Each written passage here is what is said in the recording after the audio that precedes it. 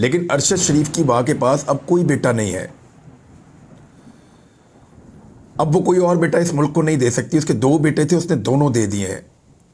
2 दिन की छुट्टी थी, मैं आपसे बात नहीं कर पाया और रीज़न आप सबको पता है कि मुझे दोबारा अरेस्ट कर दिया गया था। और मुझे मेरी फैमिली के कुछ लोग हैं वो गल्फ़ में मौजूद थे, बल्कि वो भी अब पाकिस्तान वापस आ गए इसी चक्कर में जल्दी से फ़्लाइट लेके। कुछ और भी फैमिली के लोग जा रहे थे और मुझे भी मेरी कमिटमेंट थी, मुझे जाना था यूएई। और इससे पहले भी मैं गया था 2 दिन के लिए और फिर मैं वापस आ गया था। तब भी बड़े अफसाने बनाए गए थे कि यहीं पे मुझे रहना है और ना मेरा इस मुल्क से बाहर कुछ है और ना मैं इस मुल्क से बाहर रहना चाहता हूँ। कुछ इस मुल्क में ही है मेरा, और जो कुछ मुझे दिया वो इस मुल्क ने दिया, और जो कुछ भी मैं बना इस मुल्क से बनाऊँ, तो मैं इसको छोड़ के कहाँ जाऊँगा? कहीं मैं जा नहीं सकता हूँ। ये एफ़आईआर जो है ये मेरे ऊपर दर्ज की गई थी आज से 2 महीने पहले। एफ़आईआर का पता चल गया था। जब एफ़आईआर का मुझे पता चला तो मैंने अपने दोस्तों से रब्ता किया, लेकिन जो एफ़आईए वाले हैं उन्होंने ये एफ़आईआर के बारे में हमें बताने से इनकार कर दिया। उन्होंने इसको छुपा कर रखा हुआ था। ये एफ़आईआर छुपाई हुई थी। तो हमने बड़ी कोशिश की, नहीं बताया। उन्होंने फिर हमने कानूनी तौर पे उनको लेटर्स भी लिखे। फिर हमने हाई कोर्ट में जाके वहाँ से भी अदालत के थ्रू भी उनसे ये सवाल उठाया, तो उन्होंने वहाँ पे भी मिसलीड किया और सही इन्फॉर्मेशन नहीं दी। मेलाफाइड है ये सारा कुछ, और ये कोई क्लीन हैंड्स के साथ नहीं है। इनके अपने हाथ लुथड़े हुए हैं। जाली एफ़आईआर बनाई, फिर उसको छुपा कर रखा कि किसी मौके की मुनासबत से ये कार्रवाई डालेंगे। तो जब मैं एयरपोर्ट पे पहुंचा तो वहाँ पे मुझे पता चला और वहाँ पे मुझे बताया गया कि आपके ऊपर एफ़आईआर है और आपका नाम जो है वो ब्लैक लिस्ट में है। पहले वाला सवाल किया मैंने, कहा जी मुझे बताया मैंने घर जाना है या गिरफ़्तार होना है यहाँ से? उन्होंने कहा थोड़ी देर में आपको बताते हैं, आप बैठ जाएँ। मैं बैठ गया। इन्होंने सारे निज़ाम को हिलाना शुरू किया और मुझे आइडिया हो गया कि ये बात बहुत दूर तक जा रही है और काफ़ी ज़्यादा टेंशन क्रिएट हो गई थी वहाँ ऑफिसर्स में। बहरहाल फाइनली डिसाइड किया गया कि मुझे गिरफ्तार किया जाएगा। उन्होंने मुझे आकर बताया कि सर आपको गिरफ्तार करेंगे। मैंने कहा वेलकम, आ जाएँ, जोन सी भी एफ़आईआर है उसमें मुझे गिरफ्तार कर लें। थोड़ी देर के बाद जो है वो मुझे पिछले गेट से निकाला गया एयरपोर्ट के, क्योंकि मेरे पास मेरा मोबाइल फ़ोन था। तो मैंने ट्विटर पे बता दिया कि मुझे यहाँ से अरेस्ट किया जाएगा और मुझे रोक लिया गया दोबारा से। जो सारे लोग ये कहते थे ना कि हमने अरशद शरीफ को नहीं रोकना था, और वो जो सारे लोग ये कहते थे अगर हम रोकना चाहते तो हम रोक लेते, तो देखें ना ऐसे रोकते हैं। आपको लोग कहते थे कि अरशद शरीफ को अगर रोकना चाहते तो हम रोक लेते, तो ऐसे रोकते हैं भाई। हर चीज़ का पोल खुद ही खुल रहा है, हर चीज़ खुलकर सामने खुद ही आ रही। मैं तो कहीं नहीं जा रहा था, मुझे तो वापस आ जाना था। रिटर्न टिकट है मेरे पास और मैं फिर जाऊंगा, फिर वापस आऊंगा। मेरी आज़ादी है, मेरा राइट है। मैं दुनिया में जहां मर्जी ट्रैवल करूं। पूरी दुनिया में मेरे ओवरसीज पाकिस्तानी रहते हैं, मैं उनसे जाकर मिलूं और उनका हक है कि वो मुझे बुला के मेरे से मिलें। तो ये तो सिलसिला चलता रहेगा जाने आने का। अरशद शरीफ भाई का कहा हुआ एक एक जुमला सच साबित हो रहा है। ना सिर्फ वो सच साबित हो रहा है, बल्कि जिन्होंने उनके शहादत के बाद झूठ बोला, जिसने उसका झूठ भी अब साबित हो रहा है। कैसे रोकते हैं? हमने एक मरतबा फिर तमाशा देखा लाहौर एयरपोर्ट पे। गिरफ्तार कर लिया गया, पिछले गेट से निकाला क्योंकि सामने वाले गेट पे को लोग इकट्ठे हो गए थे। बाद मुझे पिछले गेट से निकाल कर एफ़आईए के ऑफिस में पहुंचाया गया और फिर जो सलूक होता है, बड़ी कोशिश की गई कि मेरे से मेरा पासवर्ड लिया जाए मेरे लैपटॉप का और मेरे मोबाइल फ़ोन का। तो मैंने उनको नहीं दिया फिर पासवर्ड, और ना मोबाइल फ़ोन का भी नहीं दिया। वो इसलिए मैं नहीं दे रहा था कि बहुत सारे मेरे ऐसे सोर्सेज हैं जो मुझे ख़बरें भेजते हैं, सारे ऐसे लोग हैं जो मेरे पे एतबार करते हैं, और वो सब लोग मुझ पे जब एतबार करते हैं और मुझे ख़बरें भेजते हैं तो वो ये सोच कर भेजते हैं कि ये इन्फॉर्मेशन महफूज रहेगी। तो मैं उन सबको रिस्क में नहीं डाल सकता था। इवन बहुत सारे करीबी दोस्त हैं, उनको मुश्किल पैदा हो जाती है उनके लिए। फिर जब पता चलता कि ये वाली खबर तो ऐसे आती है, तो सहाफ़ी वैसे भी अपना सोर्स नहीं बताता, तो मैं तो बिल्कुल नहीं बताता। और मैंने अपना पासवर्ड नहीं दिया उन्हें। काफ़ी ज़ोर लगाया, बहुत ज़्यादा, यानी जितना वो कह सकते थे वो मुझे करते रहे, लेकिन अल्लाह ताला सब्र देने वाला है। और फिर मैंने उनको अपना पासवर्ड नहीं दिया। मुझे अदालत में पेश करना था, उन्होंने नहीं किया। दूसरे दिन पे ले गए मामला और दूसरे दिन अदालत में पेश किया और फिर अदालत के अंदर मुकदमा चला। हमें इंसाफ की उम्मीद जो है ना वो सिर्फ अदालतों से होती है। मैंने जज साहब से आज 2-3 बातें की हैं, वो मैं आपके सामने यहाँ करना चाहता हूँ। एक तो मैंने उन्हें बताया कि हम चोट खाए हुए हैं, बड़ी तकलीफ़ में हैं पहले ही, और शायद इसी वजह से हमको तल्ख भी हैं, या हम थोड़ा सा, हमारे जज्बात ज़्यादा हैं, हमारे अंदर थोड़ी सी एग्रेशन पैदा हो चुकी है। वजह यह है कि मार खाई हुई है, तकलीफ़ें बर्दाश्त की हुई हैं, जिन्हों मुकदमात हैं। इसका पूरा एक बैकग्राउंड है, फैमिलीज़ को हरासा किया गया है, हमें हरासा किया गया है, पर्सनल लाइफ खत्म करके रख दी है, फैमिली के जो लोग कारोबार करते थे उनके कारोबार तक उड़ा के रख दिया। मैं कभी इस बारे में बात नहीं करता हूं, करूंगा भी नहीं, क्या शिकवा करें अपने लोगों से। फिर जो हमारा सबसे प्यारा दोस्त था उसके लिए ज़मीन इतनी तंग की गई कि वो पाकिस्तान छोड़कर चला गया, फिर वो लाश आई वापस और अब भी इंसाफ नहीं देते। तो हम चोट खाए हुए हैं। मैंने जज साहब से अर्ज़ किया कि जज साहब, मेरी तो माँ के पास और बेटे हैं, लेकिन अरशद शरीफ की माँ के पास अब कोई बेटा नहीं है। अब वो कोई और बेटा इस मुल्क को नहीं दे सकती। उसके 2 बेटे थे, उसने दोनों दे दिए हैं। मैं जब उनको मिलता हूं माँ जी को, तो उनको फेस ही नहीं कर पाते हम लोग। कैसे फेस करेंगे आप उनको? सारी जायदाद लुटाकर बैठी हैं अपनी, वो भी पहाड़ जैसे, चट्टान जैसे हौसले के साथ, फिर वो आपको हिम्मत दे रही होती है। तो उन्होंने उस दिन मुझे एक जुमला बोला जब आखिरी मरतबा में मिलकर आया। उन्होंने कहा कि ठीक है सारी बातें, पर अरशद तो वापस नहीं आएगा ना। तो मैंने जज साहब से कहा कि जज साहब, अरशद शरीफ भी अपनी ज़िंदगी में अदालत में ही आया था और उसकी माँ भी इसी अदालत के अंदर ही आ रही है, और अगर इस रास्ते में हमें कुछ हो जाता है या मैं नहीं रहता, और मुझे पता है कि ये हो सकता है, तो मेरे बाद मेरे लोग भी, मेरी फैमिली भी इसी अदालत में आएंगे। क्योंकि हम 2 चीज़ों के बलबूते पर बोलते हैं।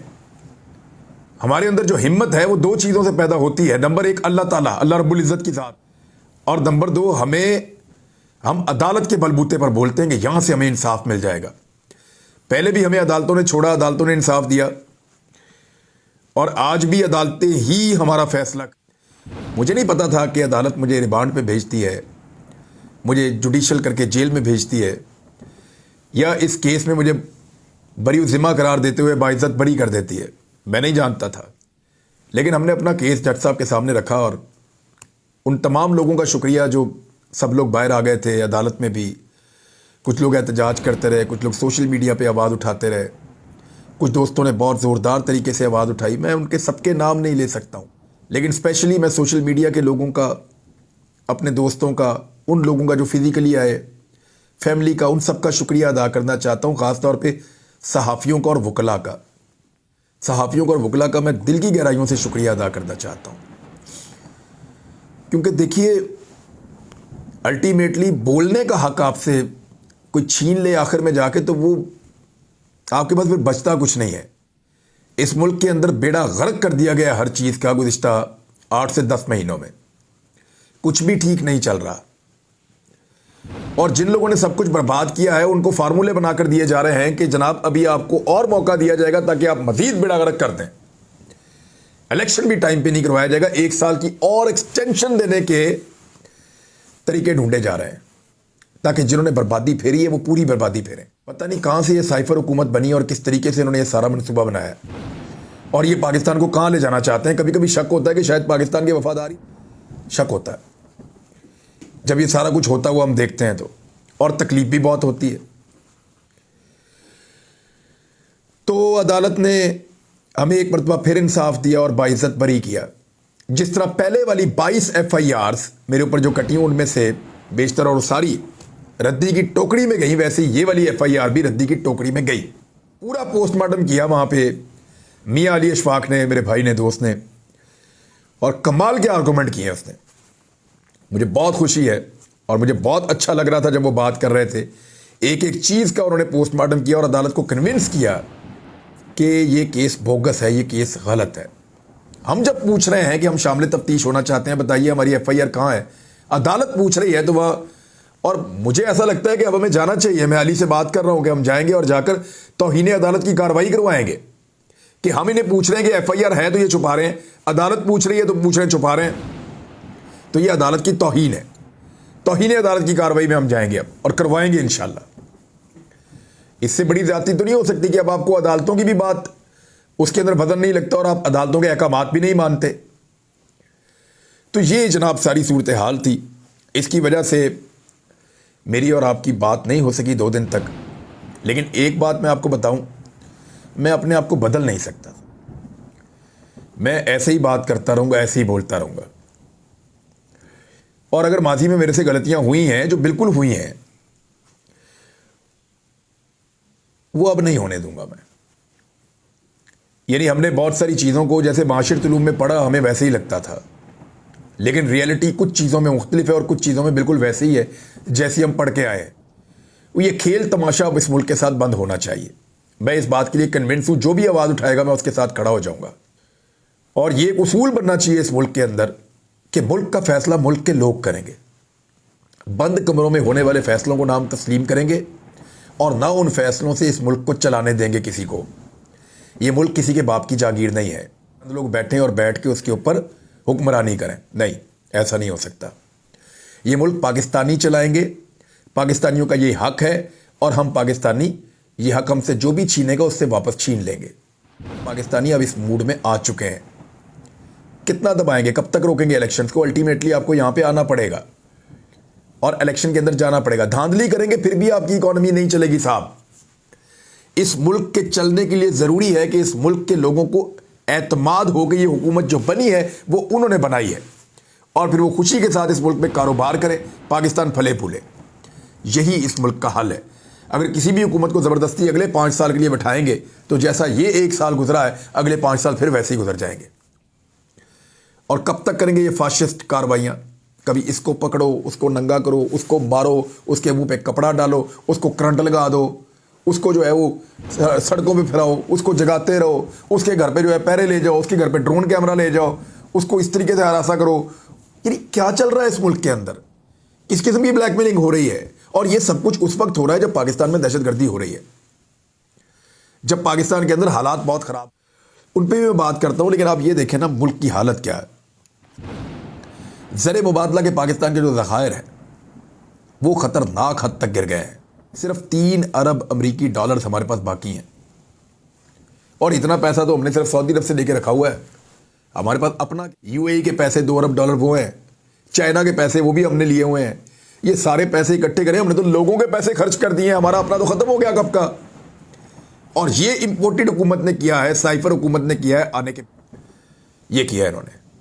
आज की डॉलर की प्राइस जहाँ पे डॉलर बंद हुआ है वो देखें आप, यानी मेरे अंदर जाने और बाहर आने के दौरान फिर डॉलर 10 रुपये बढ़ गया है। ये हालात किए इन्होंने पाकिस्तान के। इस वक्त जो डॉलर की कीमत है 278 रुपए की तारीखी सतह के ऊपर पहुंचा हुआ है डॉलर। और ये इंटरबैंक का बता रहा हूं मैं आपको, इंटरबैंक के अंदर ये इस वक्त ये प्राइस है डॉलर की इंटरबैंक में। और जो ओपन मार्केट में अब आपको 300 का भी नहीं मिलता डॉलर। ये पाकिस्तान के साथ मजाक किया गया है और प्लान किया जा रहा है कि इन लोगों को और मौका दिया। उधर पाकिस्तान तहरीक इंसाफ ने एक फैसला किया है, उन्होंने कहा जी हम नहीं आते आपकी एपीसी में। एपीसी कर रहे हैं जी दहशतगर्दी से निपटने के लिए, शाबाश। मुझे तो लगता है एक शौक पूरा कर रहे हैं। उसकी वजह यह है कि अफगानिस्तान जाना चाहिए शहबाज शरीफ को और बिलावल जरदारी को, और उनके साथ जाकर बात करनी चाहिए, निगोशिएट करना चाहिए और पाकिस्तान के लिए अफगान सरजमीन का जो इस्तेमाल है उसको बंद करवाना चाहिए। वहाँ जाते ही नहीं, उससे बात ही नहीं करते। उस तरफ कदम उठाने को तैयार नहीं है कि अमेरिका नाराज़ हो जाएगा, यूरोप नाराज़ हो जाएगा। उन्हें खुश करने के लिए इधर मुँह ही नहीं करते। आपस में बैठ के क्या आपने तय करना है? जहाँ मसला है वहाँ आप जाने के लिए तैयार नहीं है। पूरी की पूरी फॉरेन पॉलिसी का बेड़ा गर्क करके रख दिया है। खित्ते के बहुत सारे मुल्कों को आपने नाराज़ कर दिया है। जिनको आप मनाने में लगे हुए हैं वो भी आपको पैसे नहीं दे रहे। अगर वो आपको पैसे दे भी दें तो वो पैसे भी एक दिन खर्च हो जाएंगे, और वो आपको जो कर्जा देंगे वो कर्जा जब आपका खर्च हो जाएगा तो क्या पाकिस्तान के अंदर खुशहाली हो जाएगी? नहीं होगी साहब। आपके पास 16.2 अरब डॉलर थे, अब 3 अरब डॉलर रह गए हैं। अगर आपको कोई 10 अरब डॉलर भी दे देना, वो तो उम्मीद नहीं है, वैसे 1-2 अरब डॉलर की उम्मीद है। अगर आपको कोई 10 अरब डॉलर भी दे देना तो आप 4-5 महीने में वो भी ख़त्म कर देंगे। फिर क्या होगा? नया कर्जा भी चढ़ जाएगा, इकॉनमी भी ठीक नहीं होगी।